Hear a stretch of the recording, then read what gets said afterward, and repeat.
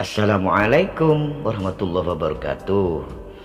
Halo anak-anak hebat, anak-anak pintar, kelas 4B, SDN 1 Kalianget yang Pak Guru cinta sayangi.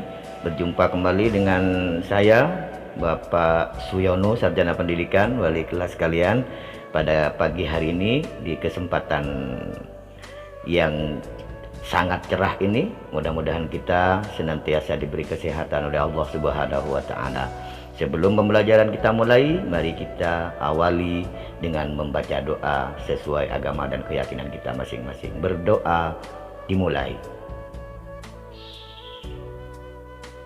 Berdoa selesai.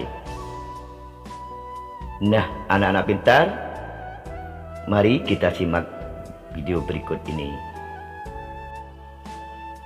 Anak-anak pintar, perhatikan gambar berikut ini. Kegiatan apakah yang ada pada gambar tersebut? Coba perhatikan gambarnya ya. Pernahkah kalian menemui anak-anak yang bekerja menjadi pemulung seperti pada gambar tersebut? Coba, pernah? Nah, pernahkah kamu berpikir mengapa mereka bekerja di usia muda mereka? Ya. Tentu punya alasan, ya.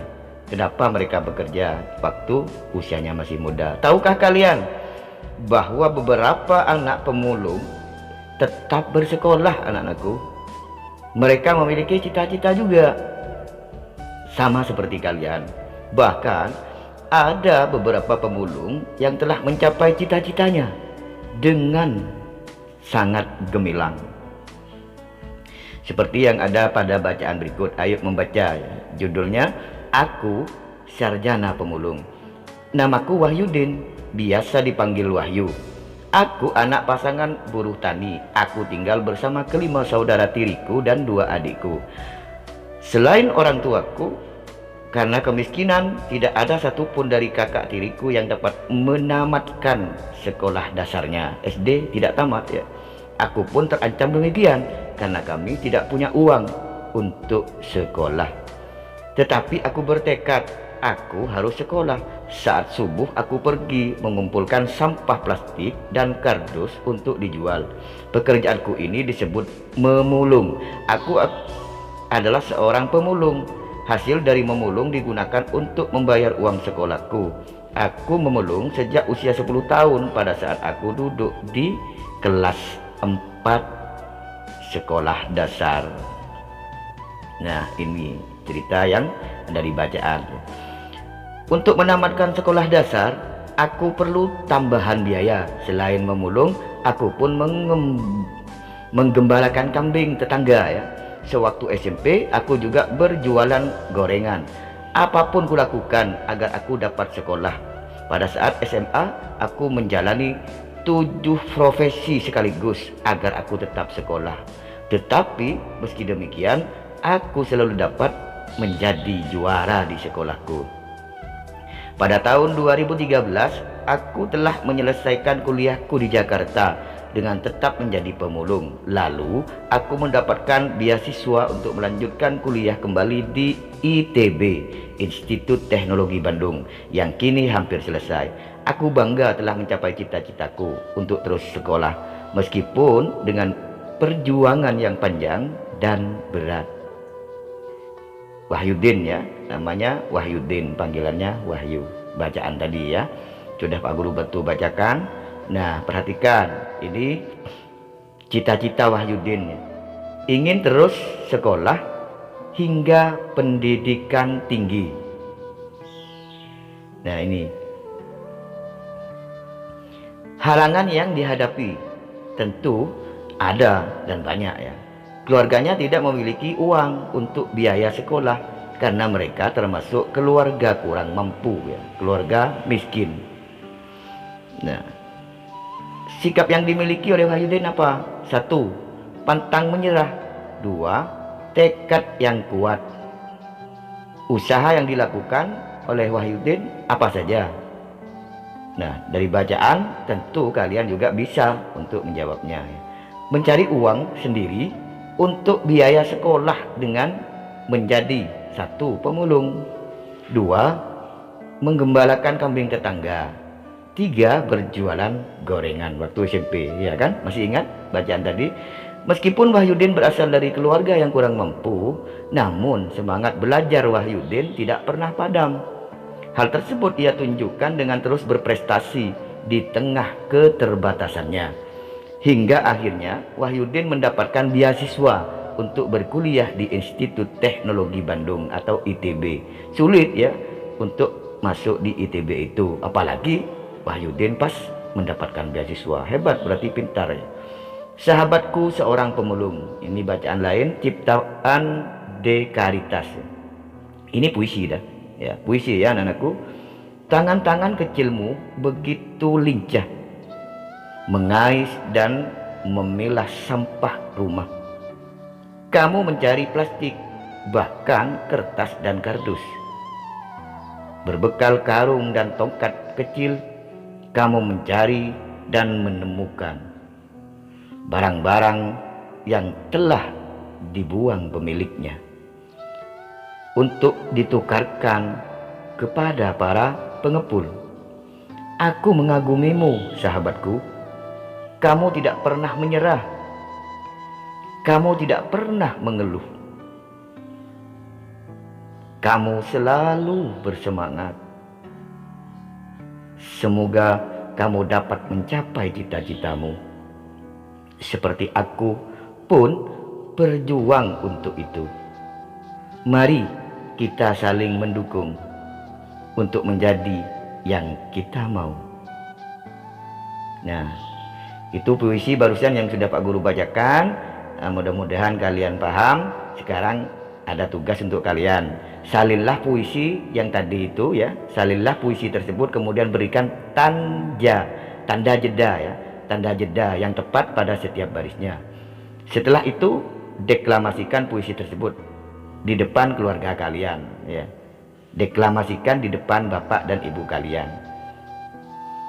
Baiklah anakku, lanjut. Banyak usaha telah dilakukan untuk memanfaatkan barang bekas atau tidak terpakai di lingkungan sekitar kita. Salah satunya dengan mendaur ulang barang-barang bekas pakai yang berasal dari rumah untuk membuat karya seni rupa. Membuat karya seni rupa dengan menggunakan barang bekas adalah hal yang paling mudah untuk dilakukan. Namun terkadang kita banyak malu ya, rasa malunya terlalu banyak ya. Tidak sama dengan orang-orang Jawa yang datang ke sini bekerja sebagai pembuat kerajinan itu ya. Nah, contoh salah satu karya barang-barang bekas adalah kolase ya. Kolase adalah teknik untuk membuat karya seni rupa 2 dimensi dengan cara memotong dan menempel. Bahan yang digunakan terdiri atas berbagai bahan seperti kertas, kain, kaca, logam, kayu, dan biji-bijian yang ditempelkan pada permukaan gambar. Nah ya, ini kolase ya, yang bergambar, yang berbentuk modifnya di modif mobil ya, mobil truk box. Nah, ini bahkan gambar Bapak Proklamator Indonesia yang membacakan teks proklamasi pada saat kemerdekaan 17 Agustus tahun 1945 ya, Bapak Insinyur Soekarno, dengan menggunakan kolase. Nah, kalian juga pernah mencoba ini pada semester 1, kalian juga sudah pernah membuat burung ya. Nah, bahan untuk kolase itu apa saja anak-anakku bahan-bahannya? Nah, 1. Bahan alam ya. 2. Bahan sintetis atau buatan. Jadi bahan untuk membuat kolase itu ada 2 ya anak-anakku. Bahan yang dari alam apa saja? Ranting bisa, daun juga, biji-bijian juga bisa, bunga kering, kerang juga bisa ya. Kemudian yang bahan sintetis atau buatan apa saja anak-anakku? Di antaranya adalah plastik ya, kertas lipat, koran bekas ya, karet, kain, flanel ya. Nah, itu ya anak-anakku, pemanfaatan barang-barang bekas menjadi berbagai jenis kerajinan adalah salah satu upaya yang bisa kita lakukan agar barang-barang bekas tersebut tidak mencemari lingkungan. Akhir-akhir ini sampah telah menjadi masalah lingkungan yang semakin sulit untuk diatasi, bahkan oleh pemerintah sekalipun. Sampah plastik telah menutupi beberapa samudra dan mengakibatkan kerusakan lingkungan yang serius. Banyak hewan laut mati karena semakin memakan sampah plastik ya. Tidak rusak plastik itu meskipun bertahun-tahun jika ada di air atau di lautan ya. Tidak membusuk, lain dengan dedaunan. Nah, itu sampah yang bisa membusuk. Nah, makanya daun-daun itu bisa dibuat pupuk. Nah, itu namanya daur ulang ya anak-anakku. Daur ulang. Dimanfaatkan kembali untuk menjadi barang yang bisa kita nikmati kembali dari barang yang sudah tidak dipakai, dimanfaatkan, digunakan dengan cara dibentuk kolase dan lain sebagainya ya, dibuat apa saja untuk dinikmati kembali. Itu namanya daur ulang ya. Baiklah anak-anakku, anak-anak pintar, keanekaragaman makhluk hidup telah memberikan manfaat bagi kehidupan manusia atau makhluk hidup lainnya. Sepantasnya manusia berusaha dan bertindak untuk memelihara, mengembangkan dan menjaga keanekaragaman makhluk hidup sebagai sumber daya alam hayati agar senantiasa dapat memperoleh manfaatnya.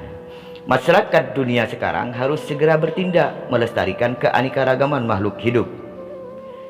Dampak buruk yang diakibatkan kepunahan makhluk hidup telah merugikan bagi manusia itu sendiri. Di Indonesia, banyak jenis hewan dan tumbuhan asli Indonesia berada di ambang kepunahan. Bahkan beberapa sudah punah. Apa punah? Ingat kan, punah itu habis ya anakku. Upaya pelestarian tumbuh-tumbuhan. Nah, bisa kita perhatikan dengan cara apa upayanya? Satu, mencegah penebangan liar ya. Atau istilah kerennya illegal logging. Penebangan liar, sembarang ditebang tanpa memperhatikan guna dan manfaatnya ya. Yang kedua, melakukan sistem tebang pilih ya. Yang sudah tua, yang sudah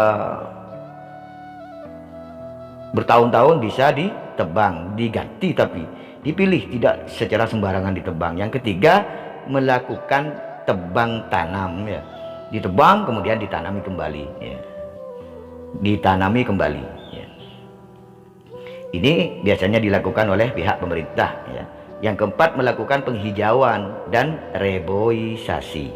Jika sudah diadakan penebangan, ditanam kembali, namanya reboisasi, penghijauan kembali. Yang kelima, pemanfaatan bahan-bahan lain untuk mengganti pemanfaatan bagian tumbuhan ya. Nah, itulah upaya pelestarian tumbuhan. Yang keenam, pembuatan cagar alam, yaitu suatu kawasan untuk melindungi jenis tumbuhan tertentu agar tidak punah. Yang berikutnya, yang ketujuh, pembuatan kebun koleksi, kebun plasma nutfah dan kebun botani ya. Kebun koleksi ya. Nah, itulah tadi ya anak-anakku upaya pelestarian tumbuhan. Apa kegunaannya? Kenapa dilestarikan, diusahakan untuk melestarikan tumbuhan? Pelestarian itu untuk apa manfaatnya? Agar tumbuhan yang ada di Indonesia, di negara kita ini tidak punah. Jadi 10 tahun, 20 tahun ke depan anak cucu kita kalau tidak dilestarikan akan tidak bisa menikmati seperti apa pohon jati, kan seperti itu. Nah, upaya pelestarian hewan dapat dilakukan dengan bagaimana? Nah, diantaranya adalah satu, menangkar hewan langka dengan cara mengisolasi hewan tersebut. Yang kedua, mengambil telur-telur hewan untuk dibantu menetaskannya. Yang ketiga, memindahkan hewan langka ke tempat yang lebih cocok. Yang keempat, membuat undang-undang perburuan. Yang kelima, menindak tegas para pelanggar dengan memberikan sanksi hukum sesuai hukum yang berlaku. Tidak sembarangan menembak hewan ya, karena itu dilindungi. Nah, baiklah anak-anakku, kali ini ada tugas ya terakhir, buatlah sebuah karya kolase ya dengan memanfaatkan sampah yang ada di sekitar rumah kalian. Ingat, kolase sudah pernah kalian coba ini ya pada saat kalian semester pertama ya. Nah, kalian kumpulkan nanti ke sekolah pada waktunya.